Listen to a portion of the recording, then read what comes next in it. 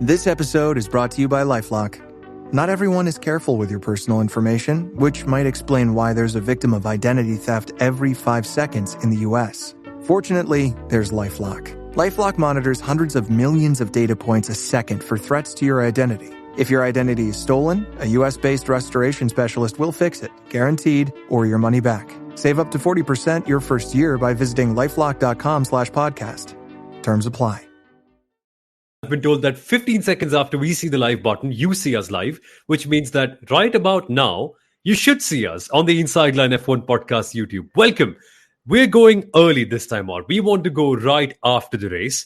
And I have been kind of caught, right? I was commentating on the race, super tired and stuff. I'm like, no, not today. Today, we have to analyze what went down because a lot went down, Kunal, and a lot shouldn't have gone down.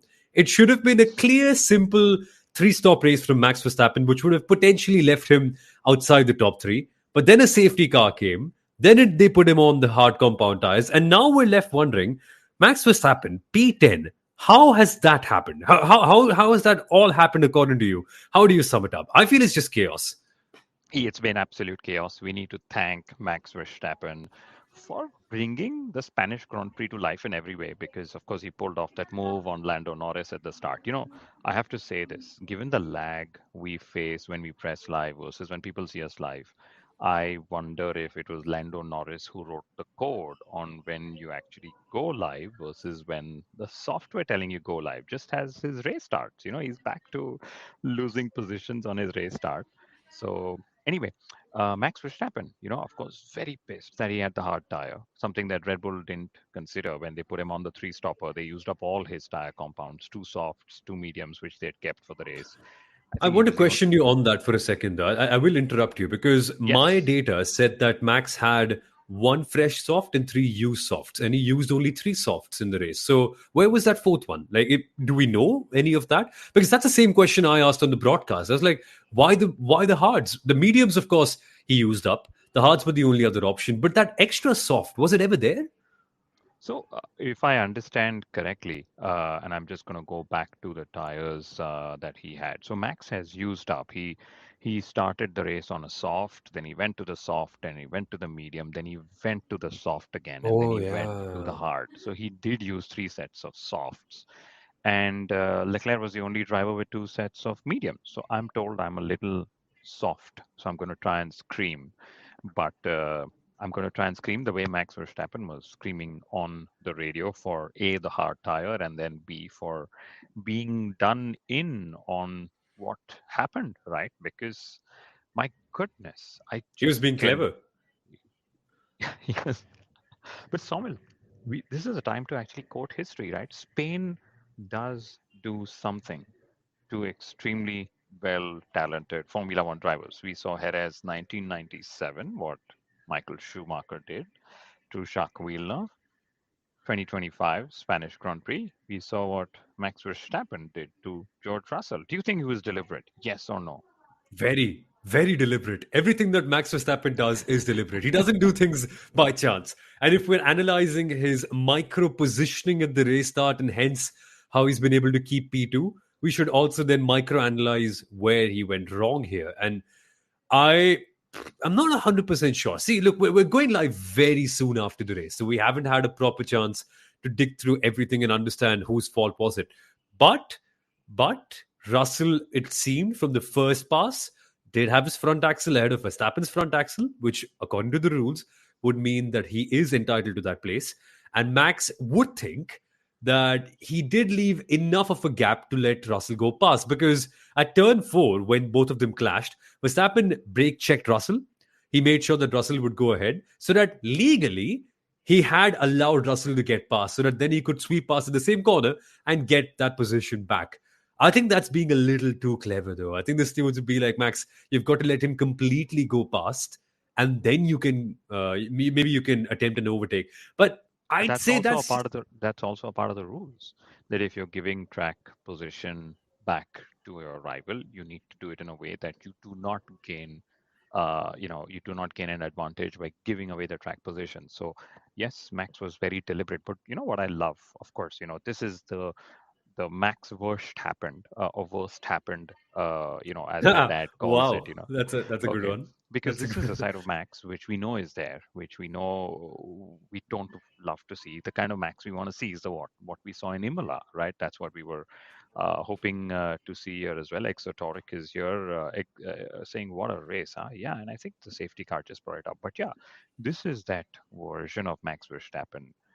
I I think this is I don't know what to say. There is a part of me which really likes it because this whole bullheadedness and everything he does.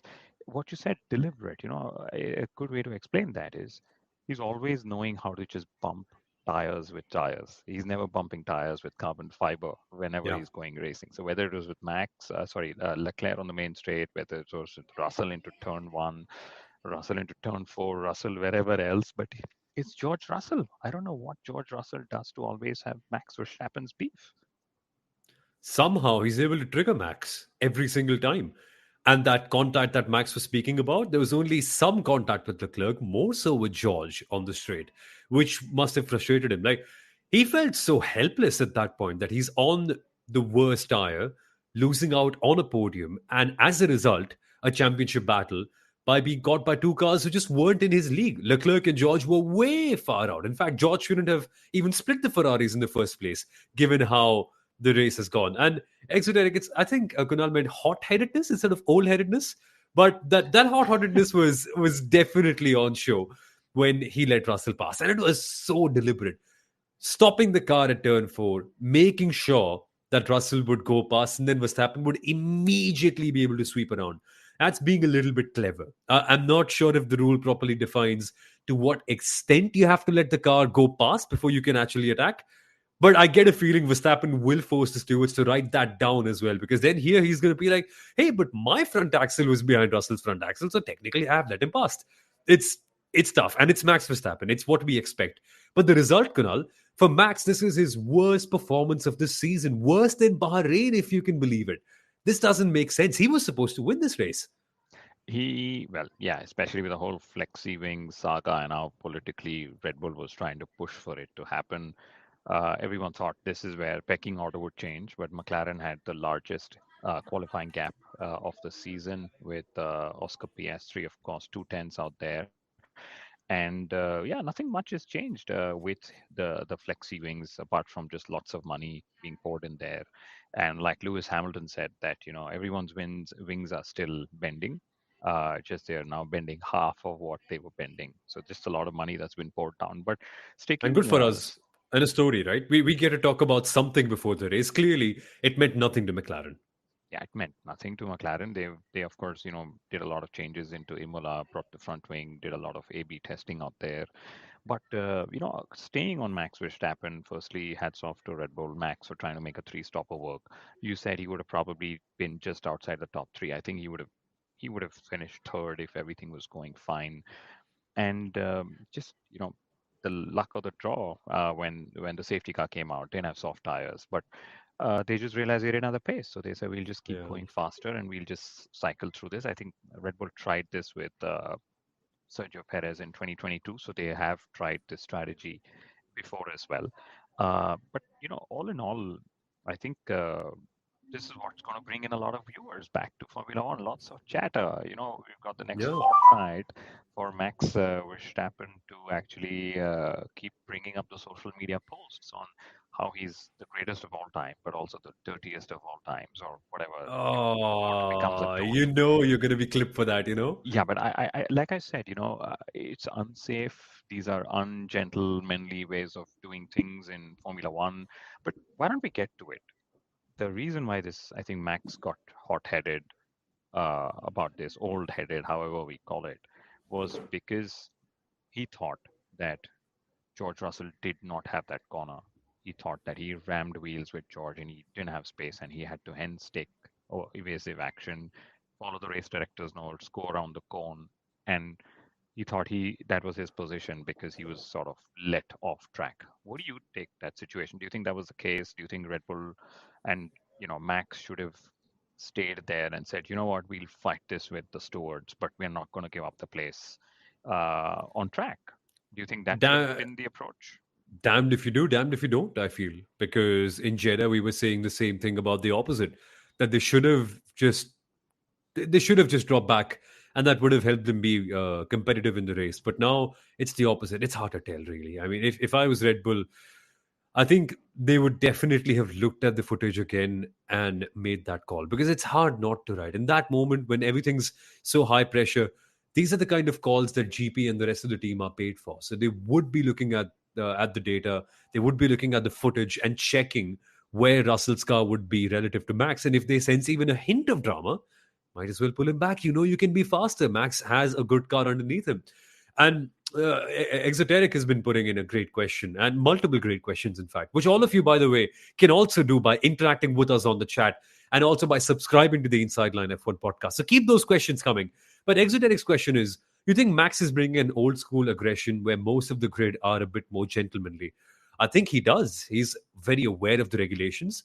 He's very, very aware of exactly what he needs to do and the limit till which he can do things. And I think in that case, it was Max being pulled away from the battlefield by the team, who said that, Max, maybe you were wrong this time. And it's hard to tell while in the cockpit. You might be Max and you might be right 9 times out of 10. But that one time, I get a feeling this was that one time. But a question to you, Kunal, to stir it up even further. Do you think Red Bull could have kept Max out? His soft tires weren't that burned out. They'd only done 6 or 7 laps, if my memory serves me correct.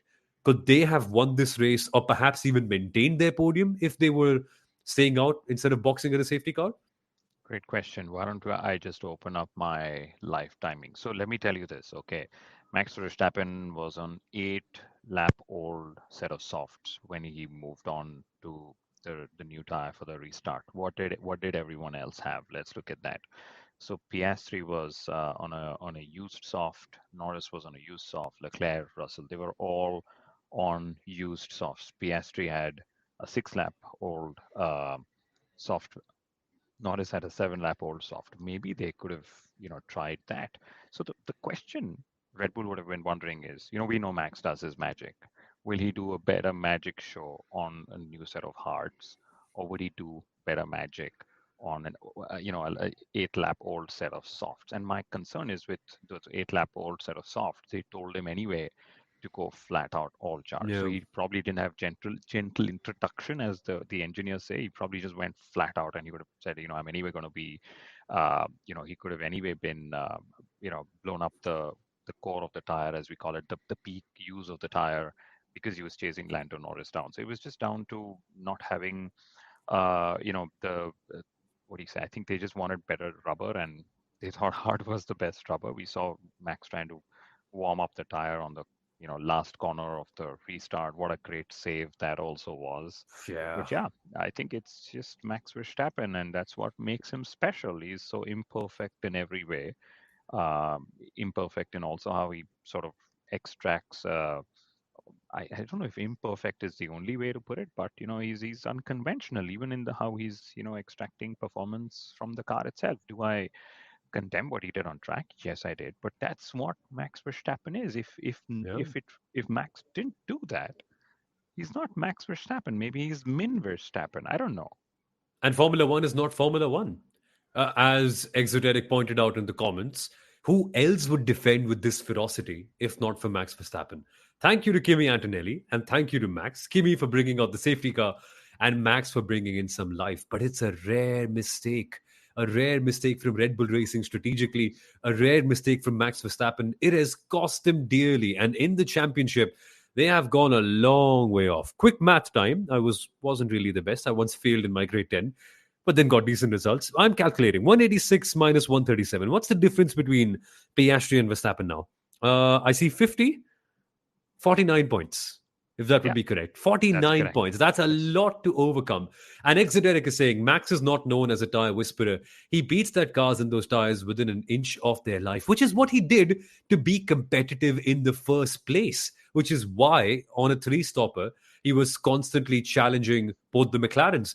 And I'd say the Red Bulls got backed into this corner, Kunal, because of a decision they made to go on the 3 stops. Had it not been the safety car, they wouldn't have been forced to do that. To go on the hard compound tire, I mean. But say what you want, it was going to be such a good race. And in front of them, it was Oscar Piastri who executed it to perfection. On the broadcast, I called this race a shootout. I said, this is where we find out which one of the two McLaren drivers are able to create a better, more balanced race where you need tire management, where you need to extract great laps towards the end of your stint, a great start, a great restart, constant fighting with an external element as well. It's a true test. And Piastri did not stutter for even one moment. That Yeah. restart on that long corner towards the end, so smart of him to give it over there and not somewhere in the middle of a straight or something. Can you imagine, Oscar Piastri's won the fifth race of his Formula One career, 5 out of 9 races that he's won. He's, dominated the race, I would say, from start to finish. But we are talking of Max Verstappen, and Max knows how to bring Always. the chatter to him. Yes, hats off to, or helmets off to PS3. I think he's got the measure of what's happening in that McLaren. Fewer mistakes, as always. Just excited to see if and when Max is able to take the battle to him because Lando hasn't been taking the battle to him. And I was always wondering what sort of PS3 and Norris will we see this weekend because Monaco was special. It was a qualifying special track as we saw Lando put the fastest lap around Monaco to do that. But here back again, we are back to Oscar knowing how to extract lap time from that car. You mentioned Kimi Antonelli. Thank you for bringing the safety car out. Yes, but Somal, this is also the fourth consecutive race weekend that a Mercedes power unit has had an issue, or throughout the whole triple header, they've had a power unit issue. We saw Antonelli have a retirement in Imola, and various things that we've seen before. So Mercedes, unreliability is back as a factor in Formula One, which is also very old school. And while Max Verstappen reminds of us of how old school drivers have been, Mercedes is reminding us old school power units have been in Formula One. And yes, there was. I don't believe uh, McLaren was going to play dirty with Oscar Piastri in any way. I know Exotoric just said that maybe there could be some papaya rules at work and get Norris a free stop and some P1 and all that. No, I don't think I don't think that's going to happen now. Even more so with Oscar Piastri showing very definitive pace with everything that he's been doing. But this race also, I must just read out some key points. Firstly, Matt, thank you. You're from San Francisco. We're going to throw up that interesting comment. He's saying, I don't have a question, which is good because we're always answering questions either on Twitter or Instagram or YouTube or wherever you guys catch us. But he's saying you guys are doing a great job, and I listen to almost every episode. Oh, Thank you for the love. Really enjoy your insights and perspective as a new fan to the sport. That's so interesting because we are always trying to simplify everything that's happening in Formula One. And wow, very touched, Matt. Thank you very, very much. This is where I'm going to throw some stats because here's something that I noticed that happened at the Spanish Grand Prix. Fernando Alonso, first time scores points at home. What a brilliant race he had. The team told him to manage, and he said, every time I manage, I'm finishing last. So I'm just going to go for it. And guess what? He got 10th, becomes the 18th driver to score points in 2025. But interestingly, Isaac Hadjar, he jumps Esteban Ocon for ninth place. So that's exactly. happened. Hadjar seventh. Again, what a brilliant triple header he's been having. Okay. Nico Hulkenberg, who I didn't finished want you to bring him fifth. up. I didn't Wait a want you to minute. bring him up. You should have. Wait a minute. We need to give a proper introduction. This is as good as getting a podium, Kunal. A fifth in a Sauber. We need drum roll. We need a On red merit. carpet. And we need some band baja. Come on, let's introduce him properly. Will you just call him Nico Hulkenberg or the man who took the slowest Sauber ever to a fifth place, Nico Hulkenberg? Say it correctly. Come on. I'll tell you what. I'm going to just do a drum roll since you said let's do a drum roll.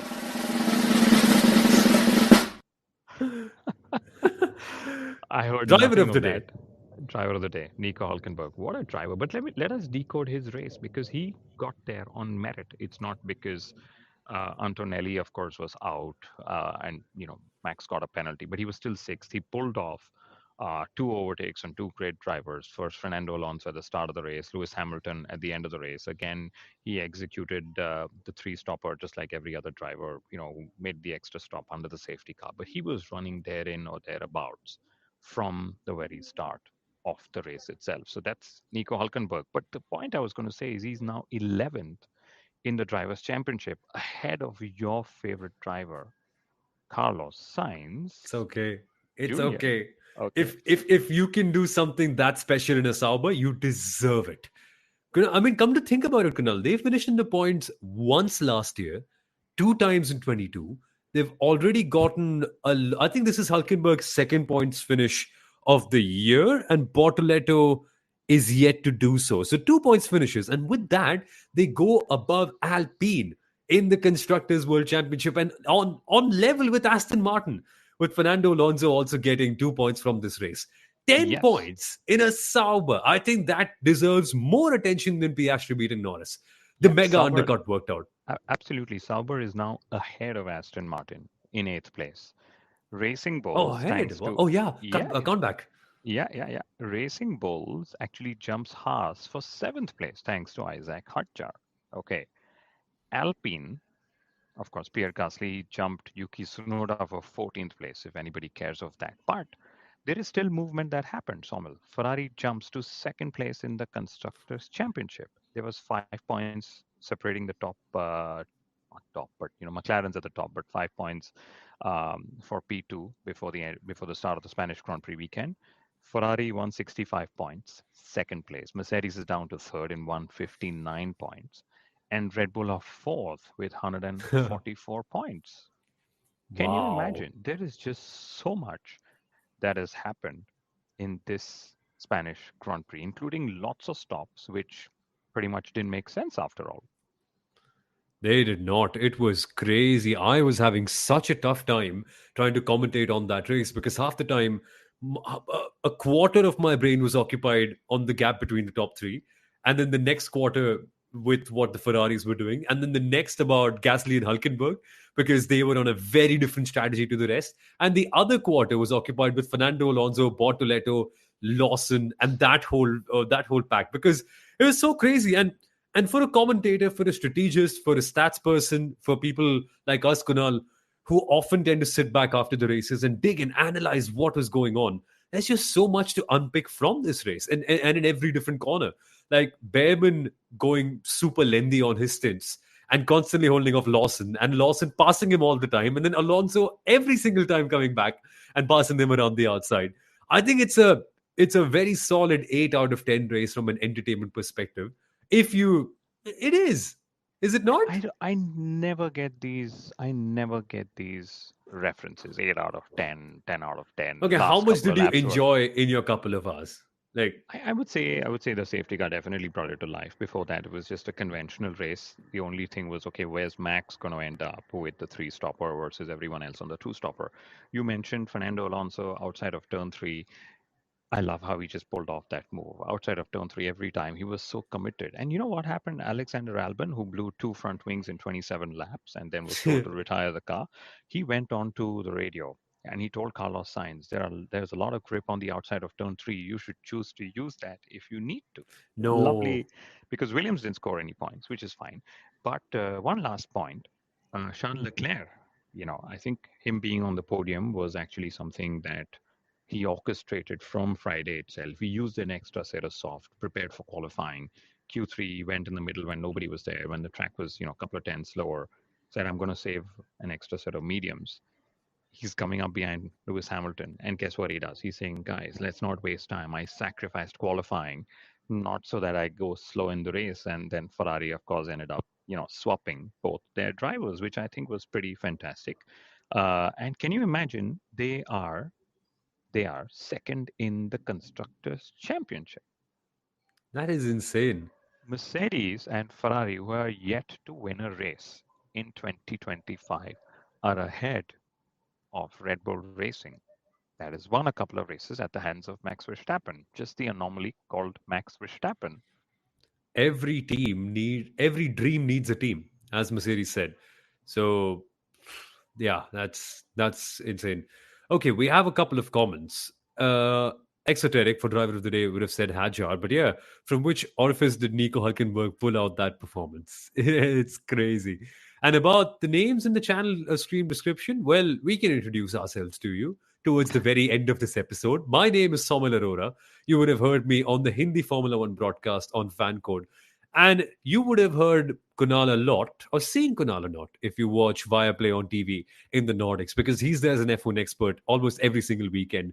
Shifting homes right now, which is why he's behind a cherry background. Is that cherry or tomato or what's it? This is actually how a coffee looks from the outside before you extract the bean. I'm sitting at a Costa That's not a Coffee. coffee. That's not coffee. Are That's you kidding coffee. me? Coffees are red. Okay. Who cares? You know, we've gone bullfighting in Spain thanks to Max Verstappen in a Red Bull.